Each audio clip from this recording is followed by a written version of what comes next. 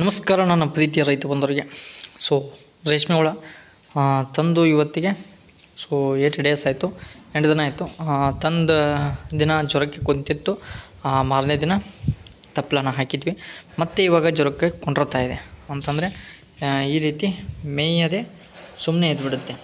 So ಅವು ಮೈಯೆಲ್ಲ ಇವತ್ತು ತಪ್ಪಲ ಉಳಿಸಿದ್ರೆ ಮತ್ತು ಜ್ವರಕ್ಕೆ ಹೇಗೆ ಕೂತ್ಕೋತವೆ ಅನ್ನೋದು ನಿಮಗೆ ತಿಳಿತಲ್ಲ ಅಂದರೆ, ಮೇಯ್ದೆ ಈ ರೀತಿ ಮುಖನ ಮೇಲ್ ಮಾಡಿ, ಇಲ್ಲಿ ಮುಖ ಮೇಲ್ ಮಾಡಿದೆಯಲ್ಲ, ಈ ರೀತಿ ಮುಖ ಮೇಲ್ ಮಾಡಿ ಸುಮ್ಮನೆ ಕೂತ್ಕೊಳ್ಳುತ್ತೆ.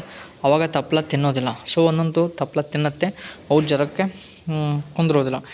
ಇವಾಗ ನಮ್ಮ ಹುಳುಗಳು 60 to 70% ಜ್ವರಕ್ಕೆ ಕೂತಿದೆ, ಮತ್ತು ಒಂದು 30% ಇನ್ನೂ ಜ್ವರಕ್ಕೆ ಕೂತಿಲ್ಲ. ಇವಾಗ ಏನು ಮಾಡಬೇಕು? ತಪ್ಪಲ ಹಾಕಬೇಕು, ಸ್ವಲ್ಪ ಕಮ್ಮಿ ಹಾಕಿರಬೇಕು. ಕಮ್ಮಿ ಹಾಕಿದರೆ ಏನಾಗುತ್ತೆ, ಯಾವುದು ಹುಳ ಜ್ವರಕ್ಕೆ ಕುಂತಿರುತ್ತಲ್ಲ ಅದು ತಪ್ಪಲನ ತಿನ್ನಲ್ಲ, ಯಾವ ಜ್ವರಕ್ಕೆ ಕೂತಿರಲ್ಲ ಅದು ತಿಂತಾ ಇರುತ್ತೆ. ಇಲ್ಲಿ ನೋಡ್ತಾ ಇರ್ಬೋದು, ಇದು ತಿಂತಾ ಇದೆ ಇವಾಗ.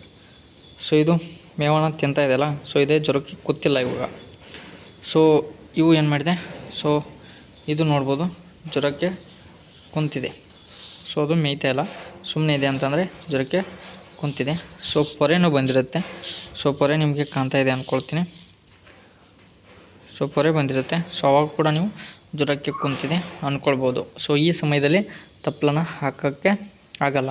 ನೆಕ್ಸ್ಟು ಇದಕ್ಕೆ ಜ್ವರಕ್ಕೆ ಕುಂತಾಗ ಇನ್ನೊಂದು ಪ್ರೊಸೆಸ್ಸು, ಸುಣ್ಣದ ಪುಡಿನ ಬಡಿಬೇಕು. ಅಂತಂದರೆ ಸುಣ್ಣದ ಪುಡಿ ಅದನ್ನು ಮೇಲೆ ಚಾನಿಗೆ ಅಂತ ಜಾಡಿಸಿದ್ರೆ ಅದು ಅರಿವೆಯಲ್ಲಿ ಹಾಕಿ ಮಾಡ್ಬೋದು. ಯಾವುದೇ ರೀತಿ ನೀವು ಮಾಡ್ಬೋದು, ನಿಮ್ಗೆ ಯಾವ ರೀತಿ ಅನುಕೂಲ ಇರುತ್ತಲ್ಲ ಅವಾಗ ನೀವು ಆ ಸುಣ್ಣದ ಪುಡಿನ ಆ ರೀತಿ ಹಾಕ್ಕೊಳ್ಬೋದು.